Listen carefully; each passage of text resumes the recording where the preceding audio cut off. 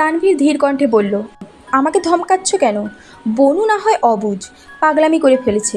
তাই বলে তুমি কেন পাগলামি করছো ভাইয়া? তোমার কি এমন কাজ করা মানাচ্ছে?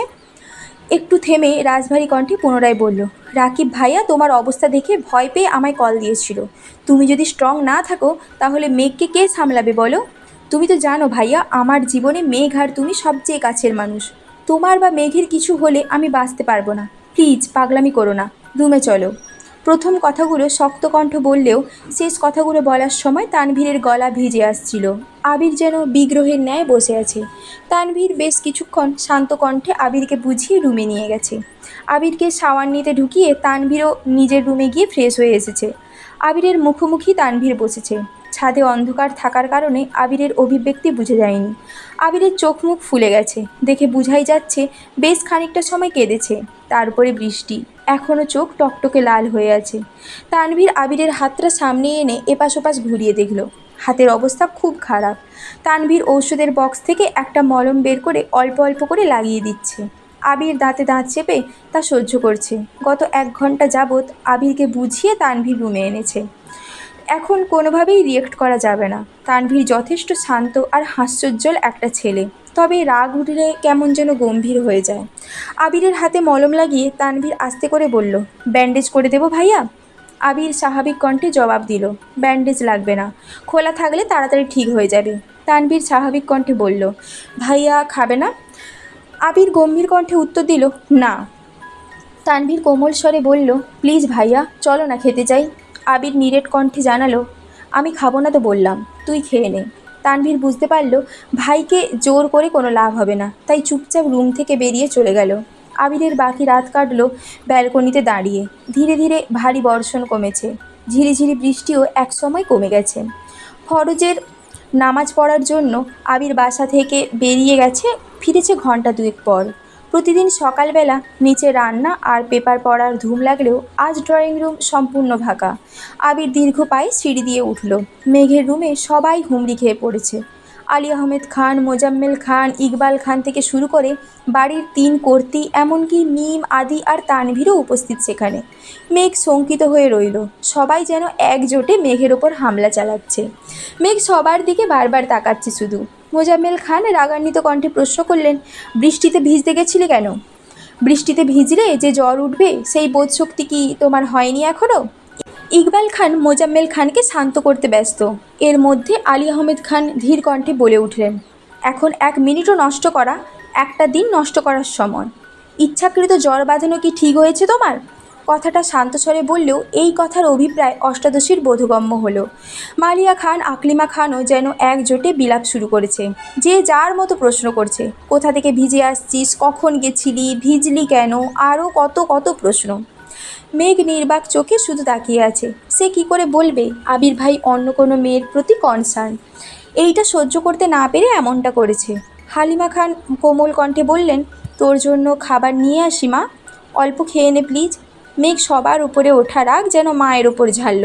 কাপা কাপা গলায় চিৎকার দিয়ে বলল, বললাম তো খাবো না, তেতো লাগে সব কিছু। কথাটা ঠিকমতো শেষও করতে পারল না, আবির হাজির হলো রুমে। মেঘের দৃষ্টি আবিরের দিকে পড়তেই অকস্মাৎ কম্বল টানল কপাল পর্যন্ত। আবির গম্ভীর কণ্ঠে বলল, এখানে এত ভিড় করার মতো কি হয়েছে? অসুস্থ রোগী দেখতে এসেছো, দেখে চুপচাপ চলে যাবে। রোগীকে এত প্রশ্ন করছো কেন? ডাক্তার বলেছেন ওরে কোনো রকম চাপ না দিতে, অনুগ্রহ করে ওকে একটু শান্তিতে থাকতে দাও। একদমে কথাগুলো বলল আবির। ইকবাল খান ভাতিজার রাগ বুঝতে পেরে শান্ত কণ্ঠে বললেন, না মানে মেঘ জেনে বুঝে বৃষ্টিতে কেন ভিজেছে এটাই সবাই জিজ্ঞেস করছিল, আর কিছু না। আবির কণ্ঠ দ্বিগুণ ভারী করে বলল, ওর ইচ্ছে হয়েছে বৃষ্টি ভেজার, তাই ভিজেছে। তাছাড়া জ্বর হলে মাথা ফ্রেশ হয়। এখন সবাই নাস্তা করতে যাও। মেঘ কম্বলের নিচ থেকে ভেঙচি কেটে মনে মনে বলল, যার জন্য করি চুরি সেই বলে চোর। আপনি আমায় বাধ্য করেছেন বৃষ্টিতে ভিজতে, আর এখন সবার সামনে সেটা আমার ইচ্ছে বলে চালিয়ে দিচ্ছেন। বাহ হিটলার, বাহ, কি বুদ্ধি আপনার। বাড়ির কেউ কোনো কথা বলল না, চুপচাপ সকলে রুম থেকে বের হতে গেলেন। আবির গম্ভীর কণ্ঠে বলল, তানভীর মেঘের জন্য নাস্তা নিয়ে আয়। হালিমা খানও চলে গেলেন মেঘের নাস্তা রেডি করতে। মেঘ তখনও কপাল পর্যন্ত কম্বল টেনে রেখেছিল। রুম নিস্তব্ধ হয়ে যাওয়ায় মেঘ ভেবেছে সবাই চলে গেছে, তাই এক আঙুলে আস্তে করে কম্বলটা কপাল থেকে নামাতেই চোখ পড়ল আবির ভাইয়ের শানিত চোখের দিকে। মেঘ আর আবিরের চোখাচোখি হতেই আবির একটানা দুবার ভ্রু নাচালো। আবির ভাইয়ের এমন কাণ্ডে মেঘ হেসে ফেলল। তৎক্ষণাৎ মনে পড়ে গেল ও তো আবির ভাইয়ের ওপর রেগে আছে। অকস্মাৎ মুখ গোমড়া করে ফেলল মেঘ। আবির চেয়ার টেনে মেঘের বিছানার পাশে বসে মৃদু কণ্ঠে শুধালো, এখন কেমন লাগছে? জ্বর কি কমেছে? মেঘ ওষ্ঠ উল্টালো, কিছুই বলল না। আবির সহসা মেঘের কপালে হাত রাখলো, সাথে একবার গলায় হাত রেখে সঙ্গে সঙ্গে কপাল কুঁচকে হাত সরিয়ে নিল। ততষ্ট হয়ে বলল, এখনও তো অনেক জ্বর। বসা থেকে উঠে টেবিল থেকে থার্মোমিটার নিয়ে বিছানায় বসে মেঘের জিহার নিচে ধরল। মেঘ হাঁ করে তাকিয়ে আছে আবির ভাইয়ের দিকে। আবির কপাল কুঁচকে তাকিয়ে রইল মেঘের দিকে। দুজনেই নিস্তব্ধ, দুই জোড়া চোখ গভীরভাবে অনুবন্ধী। মেঘের বুকের ভেতর তোলপাড় শুরু হচ্ছে। এর মধ্যে তানভীর গলা খাকারি দিয়ে রুমে ঢুকলো। তৎক্ষণাৎ দৃষ্টি সরিয়ে নিল আবির। তানভীরের কণ্ঠ শুনে মেঘও দৃষ্টি সরিয়ে ভাইয়ের দিকে চাইল। আবির থার্মোমিটার চেক করতে ব্যস্ত হলো। তানভীর ভাইয়ের দিকে প্লেট বাড়াতেই মেঘ চোখ গোল গোল করে তাকালো। মনে মনে বলল, এখন কি আবির ভাই খাইয়ে দিবেন আমায়? আবির কোনো দিকে না তাকিয়ে ছোট্ট করে বলল, তুই খাইয়ে দে। তানভীর বিস্ময় সমেত তাকালো আবিরের দিকে। আবির তানভীরকে চোখ দিয়ে ইশারা করতেই তানভীর স্বাভাবিক ভঙ্গিতে বলল, ঠিক আছে, আমিই খাইয়ে দিচ্ছি। আবির বিছানা থেকে উঠে চেয়ারে বসে আছে। তানভীর মেঘকে উঠিয়ে খাওয়ানো শুরু করলো। মেঘ জোর করে অল্প অল্প খাচ্ছে। তানভীর মেঘকে এটা সেটা বলে বুঝাচ্ছে আর খাওয়াচ্ছে। আবির যেন নীরব দর্শক, একবার ফোনের দিকে দেখছে, একবার মেঘের খাওয়া দেখছে। কোনো মতে অল্প খেয়ে মেঘ শীতল কণ্ঠে বলল, আর খাবো না ভাইয়া। তানভীরও আর জোর করল না, পানির গ্লাস এগিয়ে দিল মেঘের দিকে। খাওয়া শেষে পানির গ্লাস টেবিলে রাখতে রাখতে তানভীর বলে উঠল, ভাইয়া, বনুকে ঔষধগুলো খাইয়ে দিও প্লিজ। আমি নিচে যাচ্ছি, খুব ক্ষুধা লাগছে। তানভীর রুম থেকে বেরিয়ে নিচে চলে গেছে। আবির ফোন পকেটে রেখে টেবিল থেকে ঔষধ রেডি করে মেঘের দিকে এগিয়ে গেল। মেঘও মাথা নিচু করে ঔষধগুলো খেয়ে নিল। আবির নিরেট কণ্ঠে বলল, সাবধানে থাকিস।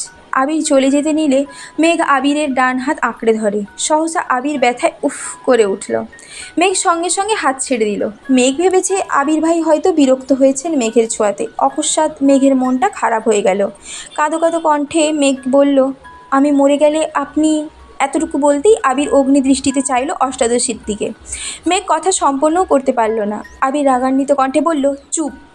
আবির দাঁতে দাঁত চেপে পুনরায় বলল, আর কোনোদিন যদি তোর মুখে এই কথা শুনি তাহলে ওই দিনই তোকে মেরে বুড়িগঙ্গায় ফেলে দিয়ে আসবো। মেঘের ছোট্ট হৃদয়টা আবির ভাইয়ের কথায় আবারও চূর্ণ বিচূর্ণ হইল।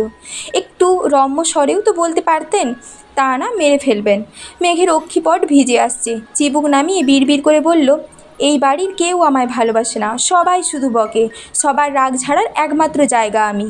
কেউ কেউ তো আবার গায়েও হাত তোলেন। শেষ কথাটা বলে আবিরের দিকে তাকালো। পল্লব ঝাপটাতেই গাল বেয়ে অশ্রু গড়িয়ে পড়ল। আবির অষ্টাদশীর মুখের পানে চেয়ে মনে মনে বলল, এই কেউটা তোকে ইচ্ছাকৃত মারতে চায়নি। এটা কি করে বুঝাবো তোকে? এই কেউটা যে নিজের থেকেও বেশি তোকে ভালোবাসে। তোকে মারার সাধ্য কি তার আছে? আমি পারছি না তোকে বুকে জড়িয়ে চিৎকার করে বলতে যে তুই আমার সব কিছু, তোকে ছাড়া আমি নিঃস্ব। আবির বিছানার পাশে বসে গলা খাকারি দিয়ে তপ্ত স্বরে বলল, তুই হয়তো জানিস না, কারো জীবনের অপ্রকাশিত উপন্যাস তুই। কারো সুখ নিদ্রার একমাত্র কারণ তুই। তোর চোখের ওই চাহনি কারো নব্য স্বপ্নের সূচনা। তোর এই অনাদেয় কর্মকাণ্ডে খুব শীঘ্রই কারো মস্তিষ্কে রক্তক্ষরণ ঘটার কারণ হবে। সময় থাকতে সাবধান হয়ে যা মেঘ। মেঘ বিস্ময়কর দৃষ্টিতে চেয়ে রইল। জ্বরের ঘোরে কথাগুলোর মানে বুঝল কি না কে জানে। মেঘ কণ্ঠ খাদে নামিয়ে বলল, কার?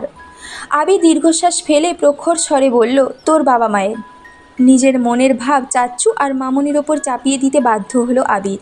মেঘ অক্ষি পল্লব ঝাপটে বৃহৎ নয়নে চেয়ে আছে আবিরের দিকে। আবির ঠান্ডা কণ্ঠে বলল, আর কার ভালোবাসা প্রয়োজন তোর? আমার আব্বু যেখানে আমার সাথে প্রয়োজনের বাহিরে কোনো কথা বলে না, সেখানে তোর ইচ্ছে অনিচ্ছা নিয়ে ভাবে। আম্মুর ভালোবাসা আশা করি আমার তোকে বুঝাতে হবে না। কাকামণি কাকিয়া তো ওদের সন্তানের থেকেও তোকে বেশি আদর করে। চাচ্চু আর মামনির কথা কি বলবো তোকে? চাচ্চুর আর মামনির খুব শখ ছিল একটা মেয়ে বাবুর। তোর জন্মের পর দুজনে খুশিতে এত কান্না করেছে যে এলাকার মানুষ ভেবেছিল এই বাড়িতে কেউ মারা গেছে। তানভীর ছেলে হয়েও এতটা গুরুত্ব পায়নি যতটা গুরুত্ব তুই চাচ্চু আর মামনির থেকে পাস। তানভীরের জীবনে বাবা মায়ের পরই তোর অবস্থান। মিম আদি তো তোরই ভক্ত। খানবাড়িতে তোর যতটুকু অগ্রাধিকার তা আমাদের কারও নেই। আর কার ভালোবাসা চাস? একসাথে কথাগুলো বলে আবির থামলো। তারপর দীর্ঘশ্বাস ছেড়ে বলল, উল্টাপাল্টা কথা ভেবে নিজেকে কষ্ট দেওয়া বোকামি ছাড়া কিছু নয়। মেঘ ডাগর ডাগর চোখে তাকিয়ে চিন্তিত কণ্ঠে শুধালো, আপনার কথা বললেন না কেন? মেঘের প্রশ্ন শুনে আবির ঢোক গিলে কপাল কুঁচকালো। তারপর শক্ত কণ্ঠে বলল, তোর এখন রেস্ট নেওয়া প্রয়োজন। আবির চেয়ার থেকে উঠতে গেলে মেঘ আবিরের ডান হাতের দু আঙুল আঁকড়ে ধরে। সঙ্গে সঙ্গে আবির দাঁতে দাঁত চেপে চোখ বন্ধ করে ফেলে। মেঘ সহসা আবিরের হাতের দিকে চাইল। আবিরের হাতের কাটা অংশে চাপ পড়ায় রক্ত বের হচ্ছে। সঙ্গে সঙ্গে হাত ছেড়ে দেয় মেঘ। মেঘ আর্তনাদ করে বলল, আবির ভাই, আপনার হাত এতটা কেটেছে কিভাবে? আবির তপ্তস্বরে শুধু বলল, এমনি। আর কিছু না বলে রুম থেকে বেরিয়ে গেল। মেঘ নির্বাক চোখে তাকিয়ে আবির ভাইয়ের প্রস্থান দেখল। মেঘের মনে পড়ল মেন গেটের পাশের দেওয়ালে ঘুষি দেওয়ার কথা। ধরে নিল এর ফলেই আবির ভাইয়ের হাত কেটেছে।